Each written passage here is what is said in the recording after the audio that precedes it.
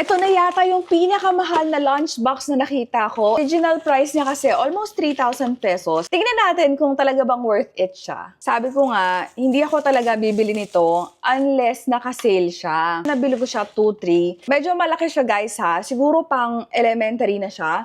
Yung tipong nagla-lunch na talaga and snack time sa school. Ito yung nagpamahal sa kanya na wala sa ibang mga lunchbox. Etong isang portion, yan, natatanggal siya. Pwedeng, kung gusto mo, sandwich or rice. Or, pwede siyang lagyan ng sabaw. Yan. Kung yung anak ninyo mahilig sa tinola, nilaga, sinigang, ayan, si Kitty. Perfect ito. Kaya, pang talagang nagla-lunch break sa school siya. Or pwede rin malamig, like yogurt, ganon. Meron din siyang parang kasamang pang partition. Ayan, pwedeng tanggalin, pwedeng dagdagan. Ito, pwedeng lagyan ng mga fruit snacks, pwede ring utensils, and pwede rin itong, water.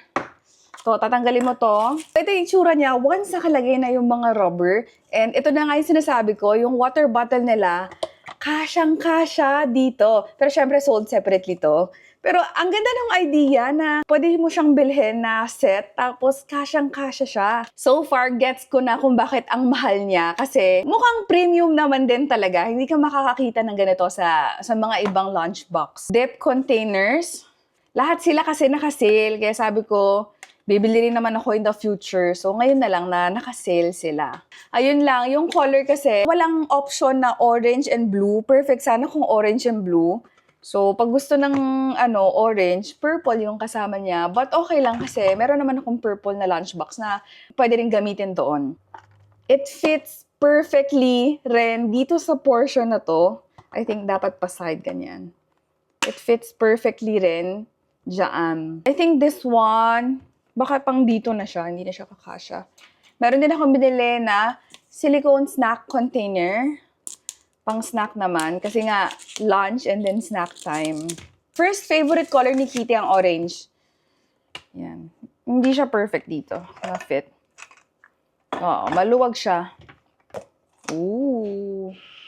There you go. Kung punong-puno na yung mga ibang portion ng snacks, kanin, ulam, pwedeng separate ito. Fruits, ganon. Last na to, Omi spoon fork set. Utensils na set. Oh, and pod.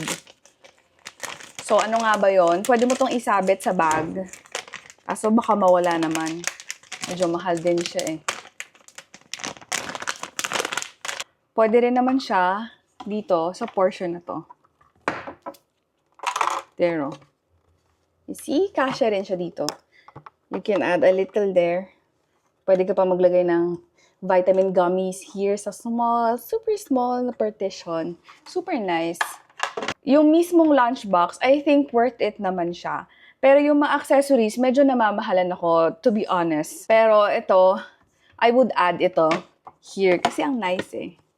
See, nice option na you can put it inside. So ayun, kayo, ano masasabi nyo? Para sa inyo ba, worth it? Na-testing ko na finally itong nag-trending na lunchbox natin. As mentioned dun sa previous na vlog, gets ko na kung bakit ang mahal niya dahil nga dito sa thermos part na to. Natatanggal tong part na to and ang claim niya is up to 4 to 6 hours makikip niyang warm yung food. So iti-testing din natin yan dito sa video na to. Food grade din pala yung plastic niya and in fairness, sturdy naman siya. Hindi siya yung katulad ng iba na parang pag nabagsak ay masisira agad. 8 ounce hot water. Sabi nila, 4 to 6 hours daw kaya niya raw mag-keep ng mainit na water or soup.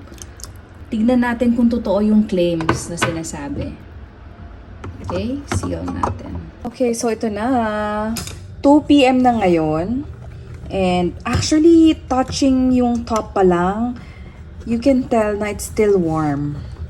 Wait Medyo nahirapan lang ako buksan, pero ewan ko kung umuusok pa ba? No, hindi siya umuusok pero warm pa siya. I mean, even if you touch it like that, ramdam mo na warm pa siya. Wait, ididip ko yung kamay ko. Mainit pa rin siya. Pag nagtsatsaa ka or nagko-coffee, ganun ka-warm. Hindi siya yung super mapapaso ka, but it's still warm. I think totoo yung claim nila. Isa na yata to sa mga pinakamagandang lunchbox na nakita ko. Ito yung mga compartments niya. This one, pwede kayo dito maglagay ng sandwich. Ayan, saktong-sakto siya for sandwiches. Sa ilalim nito, merong ice pack. kung meron kayong ilalagay na gusto nyo cold, ganon, to keep it fresh, like mga gulay siguro or something. Sa taas is parang silicone siya para mas madaling linisin. And what I like about this, ayan o.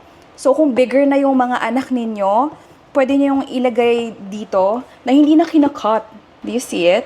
Isang buo siya, pwede mo siya i-close. Ang another thing na gusto ko sa kanya, adjustable itong part na to. There, oh. So, pwede mo siyang alisin.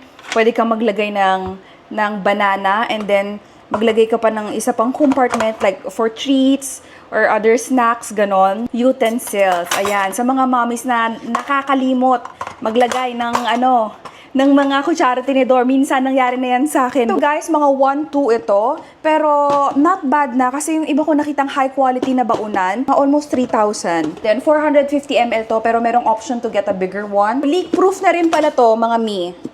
Tapos may handle pa. So cute. Compare natin yung mga lunchbox na meron ako dito sa bahay. Starting with the most expensive, ito yung Omi natin. 2.8 or 2.7. Yung next na contender niya is ito, mga around 2,000 pesos. When it comes to the size, almost same sila sa height. Mas compact ng konti ito. Sa bigat, di hamak na mas mabigat ito dahil meron siyang insulated na part. This one. Pwede ka maglagay ng mga soup, or ng something. Meron na akong separate na review dito ha, kung gusto niyo na mas detailed. Ito yung tsura ng B-Box once na open, and ito yung tsura ng Omi sa loob. Parehas sila na may sandwich na portion, and then parehas din sila na merong dalawa pang partition here. I don't know if you can see it yan. Tapos parehas din na merong malaking pahaba na portion for utensils or more snacks. Although ito, meron siyang additional na pang partition here, which ito wala. But, pwede ka mag-add-on ng drinking. Parang 1,000 plus na naman to. So, ayan.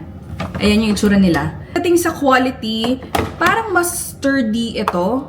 As in, parang matibay talaga siya. Pag kinatok mo, maano mo naman na mas makapal or mukhang mas matibay siya. Although ito is still okay. Yan. So, kung i-compare ko, itong dalawa, parehas naman silang okay. And I think parehas silang worth it sa price nila. Although, ang mga cons nila is this one, ang bigat niya. And then, ito naman, ang bulky niya. Kaya, ang ginawa ko, since nagustuhan ko rin naman talaga yung B-Box, bumili ako ng mini na version. For comparison, ganyan yung difference nila sa size. So, kung preschooler, ito talaga, perfect talaga tong size na to. Side-by-side comparison sa height. Sa width, not so much. Parang hindi masyado. Mas malaki to ng konti. Pero not so much. Doon talaga sa lapad talaga siya. So, kung hindi naman super lakas kumain yung mga kids ninyo, enough na tong B-Box Mini. Since si Kitty is preschool pa lang, masyado pang malaki ito and malaki ito, ito yung mas nagagamit ko among the three. Okay? So, ito, magkano ba to? Itong B-Box na malaki is 1,100.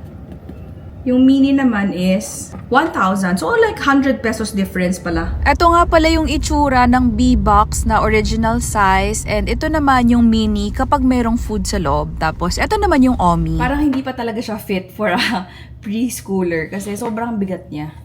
Talagang pang ano lang siya.